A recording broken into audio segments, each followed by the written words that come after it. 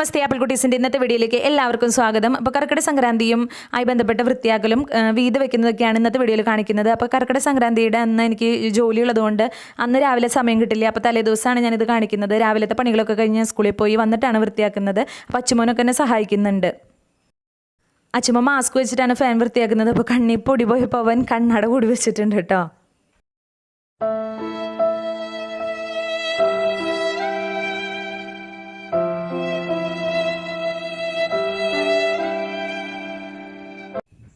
അങ്ങനെ എല്ലാവരും ഓരോരോ പണികളൊക്കെ ചെയ്യുമ്പോൾ ഞാൻ അടുക്കളയിൽ വൃത്തിയാക്കൊക്കെ ചെയ്യാണ്. അപ്പോൾ എല്ലാ ആഴ്ചയിലും നമ്മൾ വൃത്തിയാക്കലൊക്കെ ഡെയിലി ചെയ്യുന്നതൊക്കെ തന്നെയാണ്. അപ്പോൾ എന്നിരുന്നാലും സംക്രാന്തിയുമായി പ്രമാണിച്ച് നമ്മൾ വൃത്തിയാക്കലൊക്കെ ഒരു പ്രത്യേകതയാണല്ലോ. അപ്പോൾ ഞാൻ അകത്തൊക്കെ വൃത്തിയാക്കുന്നുണ്ട്, അച്ചുമോനും അതുപോലെ അമ്മ പുറത്തൊക്കെ ഓരോ പണികൾ ചെയ്യുന്നുണ്ട്. അപ്പോൾ ഇന്ന് അതുപോലെ കഴിഞ്ഞു. അപ്പോൾ ഇത് പിറ്റേ ദിവസം രാവിലെയാണ് കേട്ടോ. ഇത് ശരിക്കും കർക്കിടക സംക്രാന്തിയുടെ അന്ന് രാവിലെ ബാക്കി കുറച്ച് പണികളും കൂടി അടുക്കളയിലുണ്ടായിരുന്നു. അപ്പോൾ അതൊക്കെ കൂടി ചെയ്തിട്ടും അപ്പോൾ ഒന്ന് കുറച്ച് വെയിൽ കണ്ടപ്പോൾ ഞാൻ നമ്മുടെ മിളകും മല്ലിയൊക്കെ മേടിച്ച് വെച്ചിട്ടുണ്ടായിരുന്നു. അതൊക്കെ ഒന്ന് കഴുകി വെയിലത്തിട്ടു. അപ്പോൾ ഇന്ന് ജോലിക്ക് പോകണം, അതുകൊണ്ടാണ് രാവിലെ തന്നെ നേരത്തെ പണികളൊക്കെ കഴിക്കുന്നത്. ഇന്നലെയൊക്കെ ആയിട്ട് പണികൾ ചെയ്തത്. അപ്പോൾ മിളകും മല്ലിയൊക്കെ മേടിക്കുമ്പോൾ നമ്മൾ എന്ത് ചെയ്യണം, എപ്പോഴും കഴുകി തന്നെ നമ്മൾ ഉണക്കിയിട്ട് വേണം പൊടിപ്പിക്കാനായിട്ട്. അപ്പോൾ കുറച്ച് വെയിൽ കണ്ടപ്പോൾ അമ്മ ഇവിടെ തുണികളൊക്കെ ഉണക്കി എടുക്കുന്നുണ്ട് കേട്ടോ. അപ്പോൾ ഞാൻ ഈ മല്ലിപ്പൊടിക്ക് ഞാനൊരു ടിപ്പ് പറഞ്ഞുതരാം. നമ്മൾ മല്ലിപ്പൊടി ഉണക്കുമ്പോൾ അതിൽ കുറച്ച് കറിവേപ്പില നമ്മൾ പൊട്ടിച്ചിടുക. കറിവേപ്പില പൊട്ടിച്ചിട്ട് അത് തന്നെ കിടന്ന് ഉണങ്ങില്ല. ഒന്ന് ചൂടായതിന് ശേഷം നമ്മളതൊന്ന് അടുപ്പിൽ വെച്ചിട്ട് ഒന്ന് ജസ്റ്റ് ചൂടാക്കി എടുക്കുക. ഈ മല്ലി നമ്മൾ പൊടിച്ചെടുക്കുമ്പോൾ നല്ല മണമായിരിക്കും കേട്ടോ. അപ്പോൾ മല്ലി ഇനി ചെയ്യുന്നവർ ഇങ്ങനെ ഒന്ന് ചെയ്ത് നോക്കണേ. കറിവേപ്പിലിട്ട് ജസ്റ്റ് ഒന്ന് ചൂടാക്കി എടുത്തിട്ട് പൊടിപ്പിക്കുക.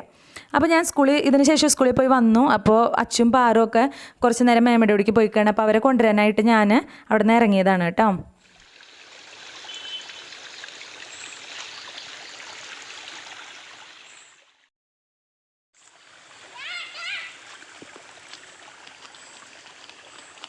പോ വീട്ടിലേക്ക് പോ.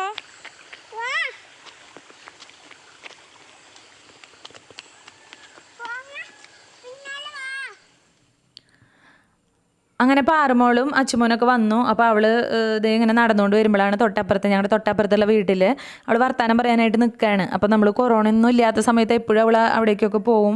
നമ്മുടെ തൊട്ടപ്പുറമുള്ള വീട്ടുകാരാണ്. അപ്പോൾ ഇപ്പോൾ നമ്മൾ അങ്ങനെ എവിടേക്കും വിടാറുന്നില്ല. കൊച്ചുകുട്ടികളൊക്കെ സൂക്ഷിക്കണം എന്നാണല്ലോ. അപ്പോൾ വീട്ടിൽ നിന്ന് അങ്ങനെ അധികം പുറത്തേക്ക് ഇറങ്ങാറൊന്നുമില്ല അവൾ. അപ്പോൾ ആ വരുന്ന സമയത്താണ് അവൾ അവിടെ ആ ചേച്ചീനെ കണ്ടത്, മനോജിനി ചേച്ചി. അവൾ അമ്മായി എന്നാണ് വിളിക്കട്ടെ, അവളുടെ അമ്മായിനെ കണ്ടത്.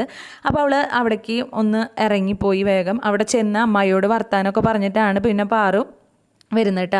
അപ്പോൾ സന്ധ്യയായി. അപ്പോൾ ഞാൻ ഇവളെയൊക്കെ കുളിപ്പിച്ചിട്ട് വേണം ഇനി വീട് വെക്കാനായിട്ട്. അപ്പോൾ ഞാൻ അമ്മായിനെ കാണിച്ചു തരാം. ഇതാണ് ഞങ്ങളുടെ മനോജിനി വെച്ചിട്ട്. പാറു അമ്മായി എന്നാണ് വിളിക്കുക. അപ്പോൾ അങ്ങനെ അമ്മായിയുടെ അടുത്ത് വർത്താനമൊക്കെ പറഞ്ഞതിന് ശേഷം പാറുവിനെ ഞാൻ പിടിച്ചുകൊണ്ട് വന്ന് കുളിപ്പിച്ചു.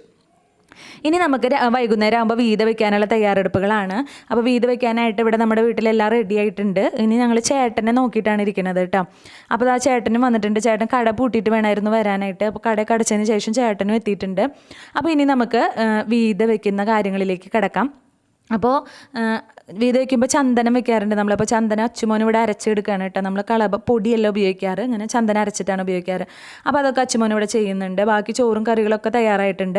ഞാൻ സ്കൂളിൽ പോയിരിക്കുന്നതുകൊണ്ട് തന്നെ രാവിലെ തന്നെ ഇറച്ചി മേടിച്ചിട്ടുണ്ടായിരുന്നു. അപ്പോൾ അമ്മയാണ് എല്ലാം തയ്യാറാക്കിയിട്ടുള്ളത്. അപ്പോൾ ഇവിടെ എല്ലാ കറികളും ചോറും എല്ലാം തയ്യാറാക്കി വെച്ചിട്ടുണ്ട്. അപ്പോൾ പാറുവിന് ഇതൊക്കെ ഒന്ന് അതിലൊന്ന് പോയിട്ടെല്ലാം വലിച്ചു വാരി ഇടാൻ വേണ്ടിയിട്ടാണ് അവളോട് നിൽക്കുന്നത്. അപ്പോൾ ഞാൻ ചീത്ത പറഞ്ഞ് ഇങ്ങനെ നിർത്തിയിരിക്കുകയാണ് കേട്ടോ. അതാണ് അവൾ അങ്ങനെ അവിടെ നിൽക്കുന്നത്. അപ്പോൾ നമ്മൾ വാഴയിലയിൽ ഈ കർക്കിടക സംക്രാന്തി ദിവസം നമ്മൾ ആത്മാക്കൾക്ക് വേണ്ടി ഒരു നേരത്തെ ഭക്ഷണം, അതിനാണ് നമ്മൾ വീട് വയ്ക്കുക എന്ന് പറയുക. അപ്പോൾ ഞങ്ങളുടെ അറിവ് പ്രകാരം ഞങ്ങളിതിൽ വെക്കുന്നുണ്ട്. അപ്പോൾ ഇവിടെ ഇറച്ചി വെച്ചിട്ടുണ്ട്, പോത്തിറച്ചി, അതുപോലെ പോർക്കിറച്ചിയാണ് നമ്മൾ വെച്ചിരിക്കുന്നത്. അതുപോലെ എല്ലാ ആവശ്യമുള്ള ചോറ്, പപ്പടമൊക്കെ വെച്ചിട്ടുണ്ട്. അപ്പോൾ അതിന് ശേഷം നമ്മൾ വീട് വെച്ച് കഴിഞ്ഞാൽ, അതായത് ഇതിൻ്റെ സങ്കല്പം നമ്മൾ ആത്മാക്കൾക്ക് വേണ്ടി ഈ ഒരു ദിവസത്തിനൊരു പ്രാധാന്യമുണ്ട്. അപ്പം അന്നേ ദിവസം നമ്മൾ അവരെ സങ്കല്പിച്ചുകൊണ്ട്, നമ്മുടെ കാരണവന്മാരെ സങ്കല്പിച്ചുകൊണ്ട് നമ്മൾ ഒരു നേരത്തെ ഭക്ഷണം അവർക്ക് ഇലയിട്ട് വിളമ്പും. അപ്പോൾ അത് അവർക്ക് ലഭിക്കുന്ന ആ ഒരു സങ്കല്പമാണ്. അപ്പോൾ എല്ലാം ഒരുക്കി കഴിഞ്ഞതിന് ശേഷം ഇലയിട്ട് ഭക്ഷണം വിളമ്പി വെക്കും നമ്മൾ. അപ്പോൾ നമ്മൾ ഭക്ഷണം വെക്കുമ്പോൾ വളരെ വൃത്തിയായിട്ട് വെക്കണം എന്നൊക്കെയാണ്. അതായത് കുളിച്ച് വൃത്തിയായതിന് ശേഷം ഭക്ഷണം വെച്ച്, അതുപോലെ തന്നെ ഈ ഭക്ഷണത്തിൽ നിന്ന് നമ്മൾ ആരും എടുക്കില്ല. അല്ലെങ്കിൽ നമ്മൾ വെച്ച് കഴിഞ്ഞാൽ വീട് വെക്കുന്നതിനുള്ള ഭക്ഷണം നമ്മൾ മാറ്റി വയ്ക്കും. അങ്ങനെയാണ് സങ്കല്പം. അപ്പോൾ എല്ലാം പാലിച്ചുകൊണ്ട് തന്നെ നമ്മൾ ഭക്ഷണമൊക്കെ വെച്ചതിന് ശേഷം പകർത്തി വെച്ചിട്ടാണ് നമ്മൾ ഈ വീട് വെക്കുന്ന സമയത്ത് അത് വിളമ്പി വയ്ക്കുക. അപ്പോൾ അവർക്ക് ഇഷ്ടപ്പെട്ട എല്ലാ വിഭവങ്ങളും നമ്മൾ വിളമ്പി വെച്ച് അവരെ മനസ്സിൽ സങ്കല്പിച്ച് നമ്മൾ പ്രാർത്ഥിക്കും. അന്നേ ദിവസം അവരുടെ സാന്നിധ്യം ഇവിടെ ഉണ്ടാവും എന്നുള്ളതാണ് ഒരു സങ്കല്പം. അപ്പോൾ എല്ലാം വിളമ്പി വെച്ചതിന് ശേഷം നമ്മൾ എല്ലാവരും ഒന്ന് പ്രാർത്ഥിക്കും. അവിടെ വെള്ളം തെളിച്ച് കഴിഞ്ഞതിന് ശേഷം എല്ലാവരും മനസ്സറിഞ്ഞ് വിളിച്ച് പ്രാർത്ഥിക്കും. അതിൽ വെള്ളം തെളിച്ചിട്ടാണ് പ്രാർത്ഥിക്കുക.